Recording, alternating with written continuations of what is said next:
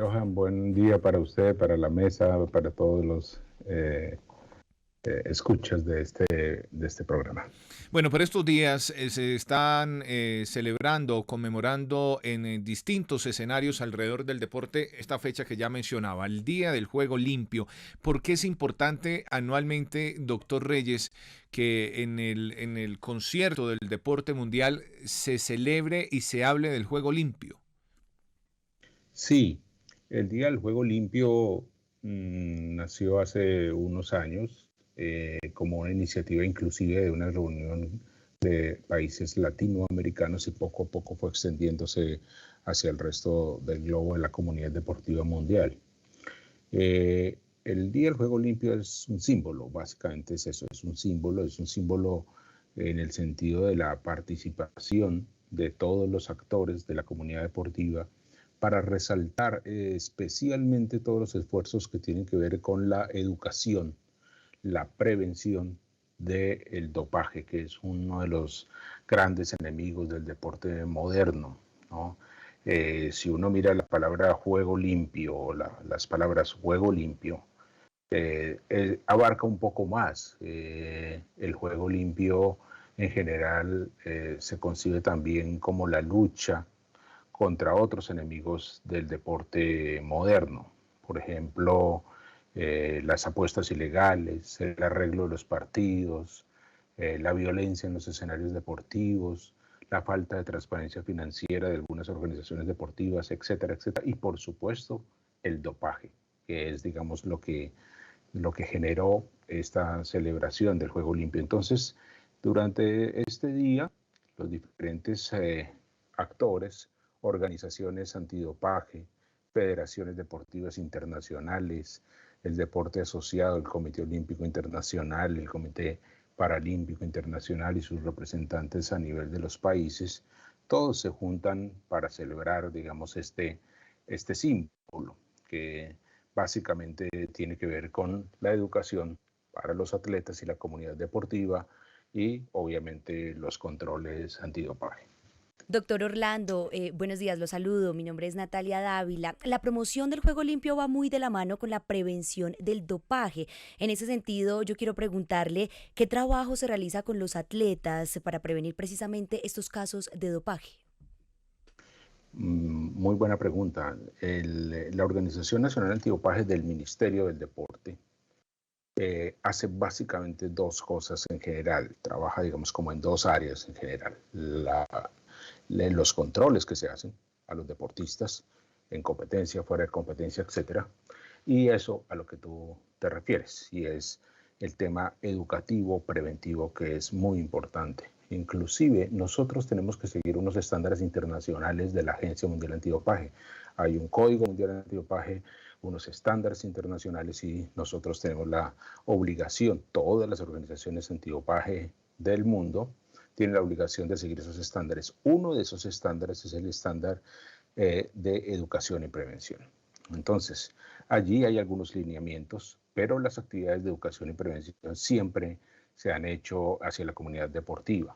Entonces, lo que nosotros hacemos básicamente es buscar, definir unos focos, unos grupos target, unos grupos de interés. Y en esos grupos, por ejemplo, los chicos de formación deportiva, los deportistas ya de rendimiento, los deportistas de alto rendimiento y otros grupos de interés, por ejemplo, los dirigentes deportivos también, lo que nosotros llamamos el personal de apoyo, es decir, médicos, fisioterapeutas, nutricionistas, psicólogos, etcétera, la gente que apoya al deportista y también a la comunidad en general. Entonces, ya definidos esos grupos, lo que nosotros hacemos es mirar cuáles son los objetivos pedagógicos con cada uno de esos grupos y establecer ciertas estrategias y recursos pedagógicos para llevar a estos grupos de interés. Entonces, esos recursos básicamente son conferencias ahora con estos recursos tecnológicos tan importantes como estas videoconferencias. Entonces nosotros llevamos hacia esas comunidades, hacia esos grupos de interés, pues conferencias, charlas, capacitaciones, una cantidad de acciones pedagógicas. Otras cosas que hacemos es en los escenarios deportivos directamente, especialmente en los juegos multideportivos que hay en el país. Este año vamos a tener los Juegos Nacionales, entonces allí, en esos espacios donde el deportista está participando, allí les buscamos algún tiempo a los deportistas entre competencia y competencia para transmitir. Tenemos un stand, montamos un stand con una cantidad de información y allí discutimos con los deportistas, les hacemos quiz, les damos algunos incentivos, etcétera, para que ellos estén enterados de los últimos aspectos de la prevención y el control del dopaje. Sin duda alguna, una labor muy importante, el tema de la pedagogía y además también esas herramientas como las tecnologías que permiten este acercamiento. Pero quiero preguntarle, director, recordando además a las personas que se conectan a esta hora con la transmisión, ya 7 de la mañana, 29 minutos, que hablamos con Orlando Reyes, director de la agencia antidopaje. Director, ¿cuáles son de repente esos desafíos más grandes con los que se enfrentan ustedes cuando hablamos de antidopaje en el deporte en la actualidad? Bueno, desafíos hay muchos. Por eso se llama lucha mundial antidopaje, porque, digamos, hay algunas personas que de pronto no estén digamos, convencidos de los comportamientos éticos en el deporte. Básicamente este es un tema ético, es un tema de formación y bueno, siempre habrá personas que quieran hacer, digamos, como la trampa en el deporte, como esos shortcuts, como esas búsquedas de salidas rápidas, como de ganancia rápida frente a sus contendores. Afortunadamente, la mayoría, y hay que decirlo, la mayoría de los deportistas en el mundo son personas que juegan limpio, son personas que no utilizan ese tipo de sustancias o métodos prohibidos. Pero bueno, básicamente los retos que nosotros enfrentamos son esos grupos de personas, inclusive algunos profesionales. Hay que decirlo también, el dopaje se ha convertido en un negocio importante, un negocio que inclusive usa para el tráfico de sustancias prohibidas las mismas rutas del narcotráfico. Es un negocio bastante lucrativo a nivel mundial y bueno, ese es uno de los retos importantes. Otros retos son, por ejemplo, el tema de concientizar a toda la comunidad deportiva de que el control dopaje no es una persecución contra los deportistas, sino que el control dopaje es lo contrario, protege a los deportistas que juegan limpio, que vuelvo y lo digo, son el 99.99 de los deportistas, de tal manera que le garantiza a los deportistas que juegan limpio que sí ganaron, lo hicieron limpiamente y pueden demostrarlo, o que sí perdieron, quien les ganó lo hizo limpiamente. Es decir, garantizar un campo de juego igualitario para todos los deportistas en lo posible. Sí. Nosotros entonces hacemos una cantidad de controles en competencia, fuera de competencia, pero bueno, los retos son importantes. El control dopaje es costoso también, entonces pues la parte financiera también es otro reto importante. Doctor Reyes. Sí. No, discúlpeme, preguntarle lo siguiente. Digamos que en lo que hemos estado hablando este rato, va quedando claro que, por supuesto, la intención, antes que descubrir un caso de dopaje, es hacer un trabajo muy juicioso de prevención. Y un trabajo casi que educativo con la comunidad deportiva. Pero ya cuando se trata en efectos prácticos de hacer pruebas antidopaje, ¿cómo estamos en Colombia? ¿Qué tipo de controles antidopaje se hacen desde el Ministerio de Deportes y de manera particular desde la Organización Nacional Antidopaje? Perfecto. El control, que es la otra parte, los controles que hacemos nosotros, los hace, digamos, la Organización Nacional Antidopaje recayó sobre el Ministerio del Deporte. Cuando se crea la Agencia Mundial Antidopaje, sale el Código Mundial y los estándares internacionales. Hay también una convención internacional de la UNESCO contra el dopaje que Colombia ratificó, de tal manera que hay de base una normativa que el país tiene que cumplir. En esa normativa pues está estipulado que se tienen que hacer controles en competencia, fuera de competencia. Coldeportes, el antiguo Coldeportes, que hoy es el Ministerio del Deporte, y empezó a hacer controles hace muchos años, inclusive desde antes que naciera la Agencia Mundial Antidopaje. Y posteriormente nosotros tenemos que cumplir con esos controles. Se hacen controles en competencia y controles fuera de competencia. Se toman muestras de orina, de sangre y todos esos exámenes que se toman. Nosotros hacemos esas tomas en todo el territorio nacional con unos oficiales de control dopaje que nosotros capacitamos y certificamos. Vamos a las competencias y, como le digo, también vamos fuera de competencia a los sitios de entrenamiento y también hasta inclusive la residencia misma del deportista.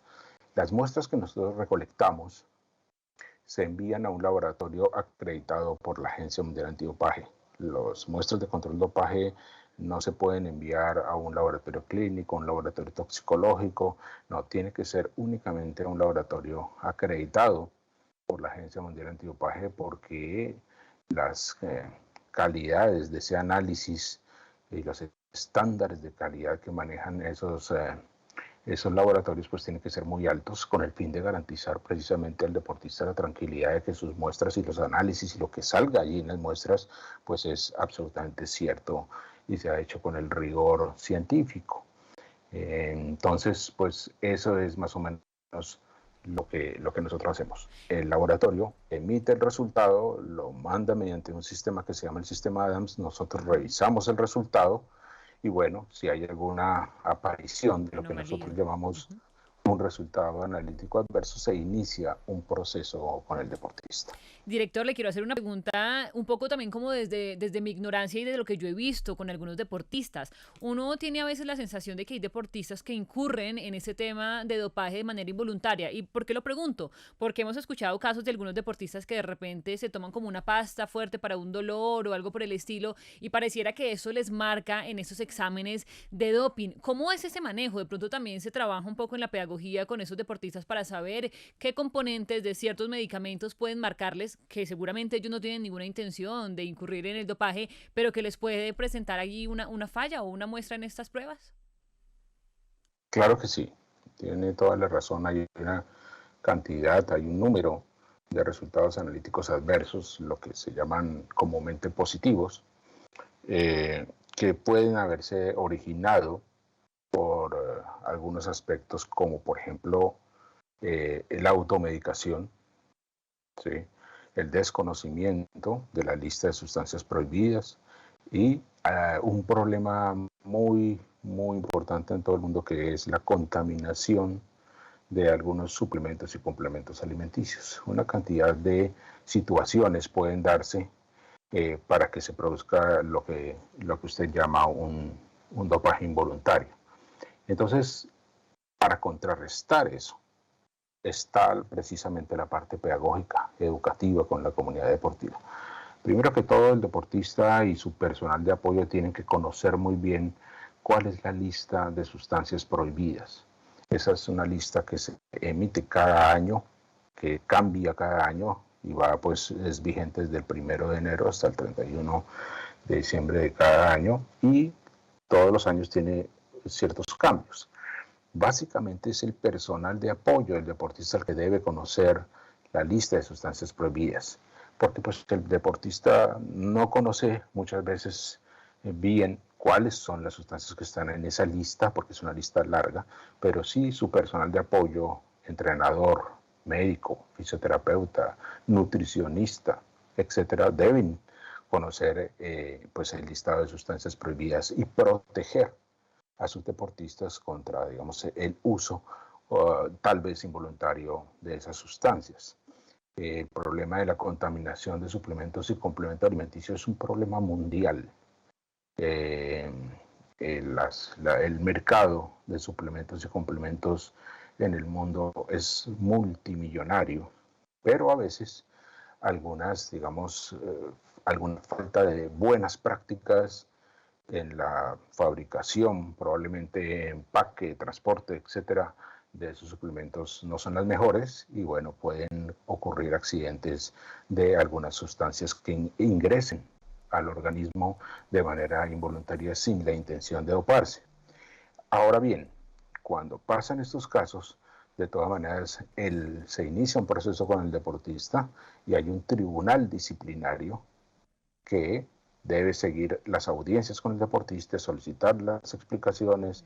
El deportista generalmente está representado por un abogado y allí, si el deportista puede demostrar que la sustancia ingresó a su cuerpo de manera involuntaria o que lo hizo sin la intención de doparse, bueno, pues eso tendrá que ser tenido en cuenta en el debido proceso contra el deportista en ese tribunal. A veces procesos muy arduos y muy largos y en Colombia tenemos muchos casos de esos históricamente, de manera particular de muchos de nuestros ciclistas que por fortuna en la mayoría de esos casos han logrado limpiar su nombre y volver a la competencia oficial. Pues doctor Reyes, muchas gracias por acompañarnos, el doctor Orlando Reyes, que es el director de la Organización Nacional Antidopaje, muy a propósito de la conmemoración del Día del Juego Limpio.